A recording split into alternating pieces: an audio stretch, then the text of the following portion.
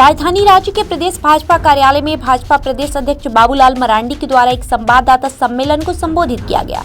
इस संवाददाता सम्मेलन के माध्यम से इंडी गठबंधन के द्वारा हुई रैली में पूर्व मुख्यमंत्री हेमंत सोरेन को इस तरह पेश किया गया है जैसे उनके भ्रष्टाचार से कोई नाता रिश्ता दूर दूर तक ना रहा हो। इस दौरान उन्होंने प्रवर्तन निदेशालय द्वारा छापे के विषय में भी बातचीत की। बाबूलाल मरांडी ने कहा कि झारखंड सरकार भ्रष्टाचार में पूरी तरह से लिप्त है। साथ ही उन्होंने कहा कि मुख्य सचिव ने ग्रामीण विकास सचिव को पत्र लिखा था, वो सारे पत्र नोटों का बंडल के साथ मिले हैं। मुख्यमंत्री चंपई सोरेन उस पत्र के आधार पर तुरंत फिर पूरे मामले की जांच सीबीआई से करवाए और इसकी अनुशंसा करे। ऐसा ना हो कि उनका भी बुढ़ापा जेल में कटे। आपने देखा होगा पिछले दिन पूर्व मुख्यमंत्री हेमंत सोरेन को लेकर के रांची में एक उलगुलान रैली लोगों ने किया और उस रैली में मानो इस प्रकार से लोग आगे तो देखे होंगे 2-2 कुर्सी लोगों ने खाली ही छोड़ा था। अब वो 2 कुर्सी किन के लिए था आप सबको पता है, क्यों छोड़ा गया था। यानी ऐसे लोग प्रदर्शित कर रहे थे कि लगता था कि शायद भ्रष्टाचार से हेमंत सोरेन का दूर दूर तक कोई नाता नहीं है, कोई जुड़ाव भी नहीं है। इस प्रकार से लोग पेश कर रहा था।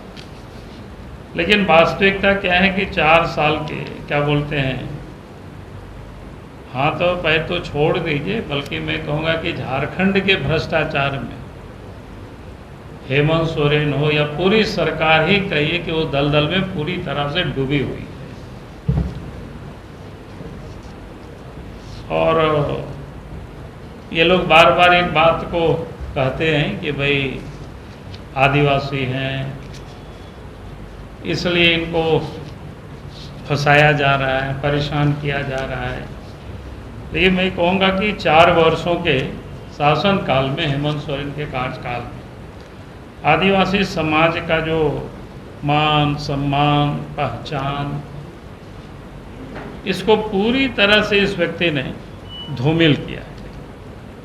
क्योंकि आदिवासियों का सम्मान और मान क्या होता है कि और उसका पहचान क्या है कि भाई सहज होते हैं, सरल होते हैं, उनका कहीं भी कोई गड़बड़ी से कोई नाता नहीं होता है। लेकिन जिस प्रकार से हेमंत सोरेन ने पिछले 4 वर्षों में सत्ता में रह करके उन्होंने छल कपट किया है और उन्होंने जो प्राकृतिक संसाधन या खनिज संपदा इसको लुटवाया है, अपने भी उस लूट में शामिल रहा है और उनके संरक्षण में उनके दलाल बिचौलिया और भ्रष्ट अफसरों ने मिल करके, या हम कह सकते हैं उनके मदद से भी पूरी तरह से लोगों ने लूटा है। मैं उन खनिज और उन चीज़ों को मैं यहाँ फिर से दोहराना नहीं चाहता हूँ, क्योंकि मैंने बार बार कहा ही है उस बात को, चाहे पत्थर हो, बालू हो, कोयला हो, जमीन हो, यहाँ तक कि सेना के भी जमीन को लोगों ने नहीं छोड़ा। और आदिवासियों का भी जमीन जिसको बोलते हैं भूहारी जमीन, उसका भी फर्जी कागजात बना करके उसको भी लोगों ने बेच डाला।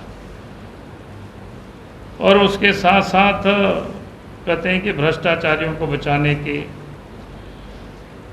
और मैं कह सकता हूं कि उसके पहले भी आपने देखा होगा कि जिन लोगों की रैली हो रही थी उन्हीं कांग्रेस पार्टी भी शामिल है। और उस पार्टी के एक लीडर उस समय राज्यसभा के सदस्य थे, उनके ठिकानों से कितना 350 करोड़ से भी अधिक नोटों का पहाड़ जिसको कहते हैं जाखीरा पकड़ा गया था। उसको भी दुनिया ने देखा, उसको आंखों से, कहीं कोई उसमें छुपा हुआ नहीं। इसके बाद भी, और उसमें भी हम कहते हैं अगर उसकी भी ठीक प्रकार से जांच हो जाए तो हमें लगता है कि वर्तमान या पूर्व की यहाँ जो सरकार या मुख्यमंत्री थे तो कहीं ना कहीं उस पैसे में उसकी भी संलिप्तता पाई जाएगी, ऐसा मुझे लगता है। उस समय भी मैंने पहले भी इस बात को मैंने कहा था। और उसके बाद भी आप देखेंगे उनके मंच में जितने सारे नेता उपस्थित थे तो सभी के सभी लोग दागी ही थे, अगर हम कह सकते हैं।